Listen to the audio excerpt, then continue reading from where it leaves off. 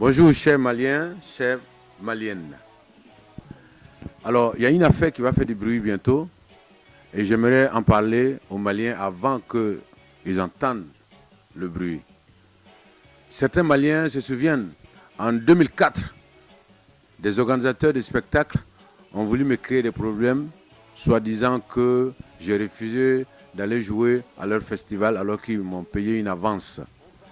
Donc c'est cette affaire qui est revenue 12 ans après. Donc je vais vous relater l'histoire et puis je ne paierai rien. Et je vais vous dire pourquoi je n'ai pas payé. Parce qu'il y a injustice. Il y a injustice parce qu'ils veulent, comme on dit dans le jargon ivoirien, ils veulent tomber sur moi pour prendre mon argent. Et je n'accepterai pas. En 2004, ces organisateurs m'ont appelé. Donc je vous dis le nom des organisateurs. C'est Adama Kouyaté de l'OETM et une certaine Mariam qui est la femme de Magat Sey. Elle s'appelle Mariam Sey. Et donc ce sont ces deux-là qui m'ont appelé pour me dire qu'ils organisent un festival qui s'appelle le Fimba et qui souhaiteraient que je vienne participer. J'accepte exceptionnellement puisque c'est la première édition de votre festival. Ça sera mon apport à la réussite du festival. Mais j'ai une exigence, la sono. Mon matériel de travail, je ne veux pas diminuer ça parce que moi j'ai déjà fait des concerts au stade Modibo Keïta avec une bonne sono que j'ai fait venir de la Côte d'Ivoire parce que je voulais satisfaire mes fans. Je ne peux pas accepter de jouer sur une autre sono qui vient de Bamako puisque je sais qu'il n'y a pas de bonne sono actuellement à Bamako. On était en 2004. Et donc ils ont accepté les principes. Ils ont accepté d'aller chercher la sono à Abidjan ou à Dakar. D'ailleurs, quand j'ai appelé une semaine avant le spectacle pour demander des informations par rapport à la sono, ils m'ont dit que Modibo Soirée est à Dakar pour louer la sono et venir avec à Bamako. Donc ça m'a calmé. Et le jour du concert, quand nous sommes arrivés, le matin à 11h, nous avons appelé pour savoir si la sono est là. Ils nous ont dit que la sono est en route. Et donc ils m'ont dit que la sono est là. Pardon, ils m'ont dit la sono est là. Et donc j'ai appelé le technicien au stade. C'était un technicien qui travaillait à l'OETM, je ne sais pas s'il est encore là, il s'appelait Jacques. J'ai appelé Jacques pour savoir si la sono était là. Jacques m'a dit qu'il n'y a pas de sono. Et donc j'ai rappelé les organisateurs et j'ai eu une réaction normale. Quand on ne te donne pas ton matériel de travail, dans des conditions que tu veux en tout cas, ta première réaction c'est « je ne peux pas jouer sur cette sono, je ne peux pas jouer sans cette sono ». Et c'est ce que je leur ai dit. Je ne peux pas jouer sans la sono que j'ai demandée parce que vous n'avez pas respecté vos engagements. Mais après réflexion, j'ai appelé les organisateurs pour dire que je viens jouer parce que j'ai réfléchi, j'ai déjà fait la promotion. J'ai fait la promo radio, il y a mon nom sur les affiches, promo télé. Et donc, si je ne viens pas au stade, ils vont aller dire à mes fans au stade que j'ai refusé de venir jouer et que je fais la star maintenant, que je suis gonflé. Et donc, je les ai appelés pour dire que je viens jouer. Et ils ont dit OK. Alors, dans le contrat, je devais jouer à minuit 45. Et le même contrat disait que c'est eux qui devaient venir chercher les musiciens à la résidence Comé. Alors, à partir de 23h, on n'a pas vu de véhicule pour les musiciens. Et le manager m'a appelé, il commençait à s'inquiéter. Il a dit, Tiken, normalement, c'est maintenant qu'on devait venir nous chercher pour qu'on aille faire au moins la balance et puis jouer. Mais je ne vois pas de voiture. Donc, moi, je lui ai dit d'attendre minute 30. À minute 30, il n'y avait pas de voiture pour les musiciens. Et j'ai demandé au manager de se déplacer en taxi pour venir au stade. Et moi, j'ai pris ma voiture, ma babi pour débarquer au stade. J'arrive au stade et je trouve... je gare ma voiture, j'avais ma tenue de scène. Je vais vers la porte et je trouve un agent de sécurité, un gendarme qui s'appelait le lieutenant Fofana. Et le lieutenant Fofana me dit qu'il a reçu comme consigne que je ne devrais pas rentrer au stade. J'ai dit, mais je suis en concert, mon public est dans le stade, le public m'attend. Comment peuvent-ils m'empêcher de rentrer au stade pour faire mon concert? Et donc le lieutenant m'a dit, Tiken, tu sais, moi je suis un fan, hein, je t'adore. Mais excuse-moi, je te demande pardon, j'ai reçu des instructions des organisateurs qui nous ont payés pour assurer la sécurité du stade et ils ne veulent pas que tu rentres. Donc, je devais normalement appeler un huissier de justice pour constater ma présence, chose que je ne savais pas. Tout le monde peut se tromper. J'ai quand même appelé un photographe, il me fait des photos devant la porte pour prouver que je suis venu au stade et que ce sont eux qui m'ont empêché de rentrer dans le stade pour aller faire mon concert. Et donc, après ces photos-là, je suis parti à la maison parce que je n'allais pas rester traîné devant la porte. Je suis rentré chez moi et j'avais un petit concert le lendemain avec des jeunes à Nyono et ensuite à Koutiala. Donc, moi je suis parti le lendemain et j'arrive à Nyono, je reçois un coup de fil de mon manager comme quoi ils ont arrêté mes musiciens. C'est Interpol qui est allé arrêter mes musiciens à la résidence Comé. Mes musiciens ont été arrêtés le matin après le petit déjeuner. Ils sont restés dans les locaux de la police d'Interpol jusqu'à 14h. Et ils ont été libérés à 14h sous intervention du ministre de la Culture de l'époque qui s'appelle Cheikh Oumar Sissoko, que les Maliens connaissent. C'est lui qui a intervenu pour qu'on libère mes musiciens. Les musiciens ont été libérés, ils ont pris l'avion, ils sont partis. Et moi, je suis rentré à Bamako, la police m'a convoqué, j'ai expliqué ma version de l'histoire. J'ai pris un avocat, et donc moi j'ai pris mon avion, je devais aller en tournée.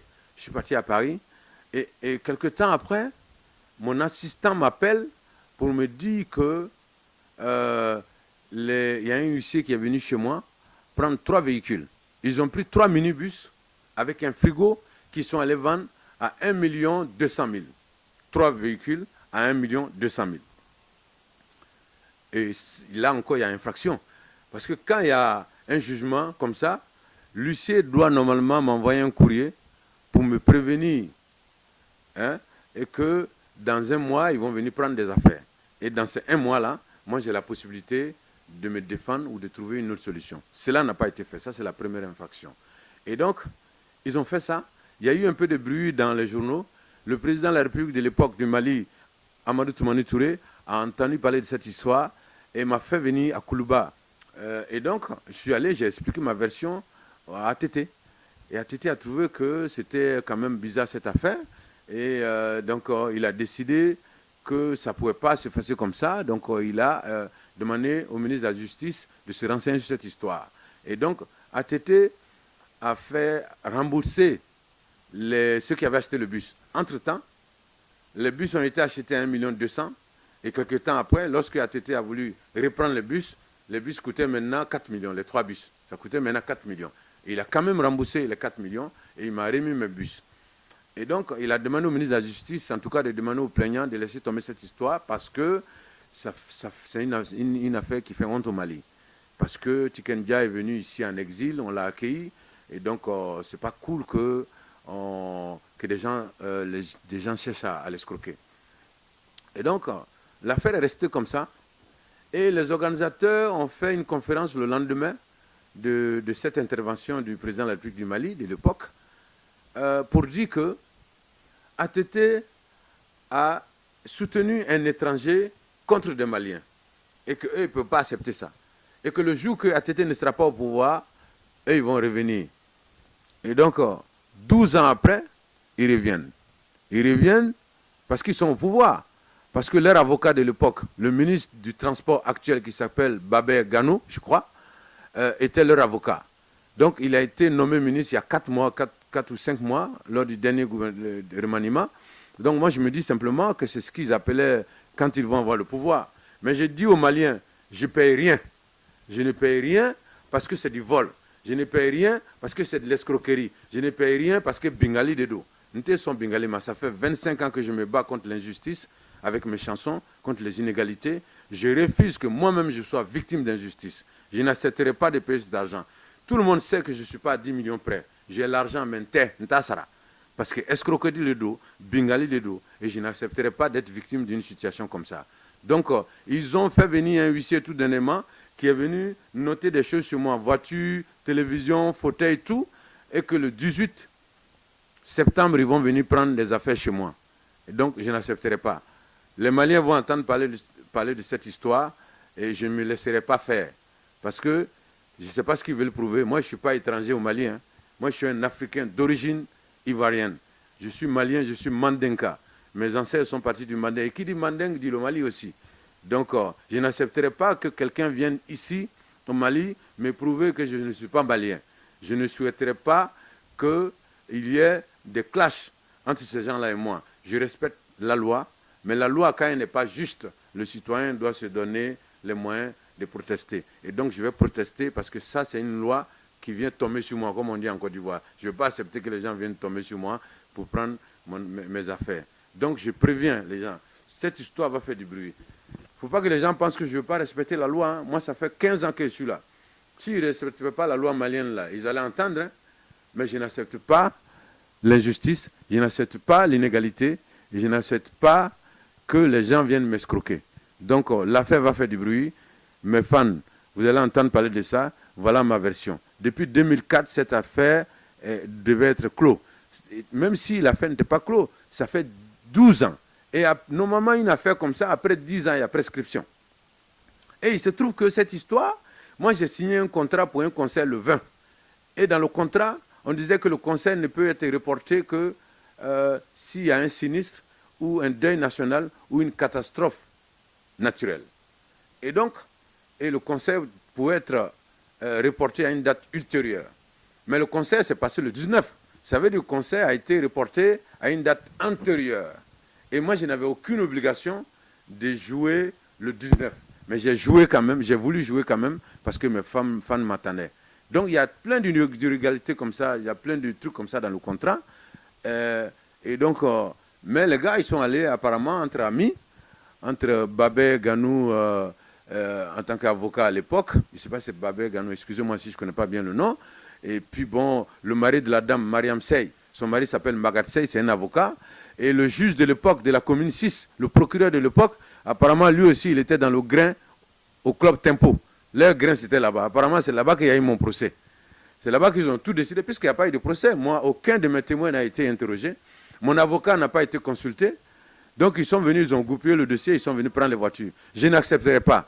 Je n'accepterai pas, et donc je préviens les Maliens, je n'accepterai pas que quelqu'un vienne tomber sur moi dans cette histoire pour prendre mon argent. Ce n'est pas normal. Et donc, Rastafari, yes I.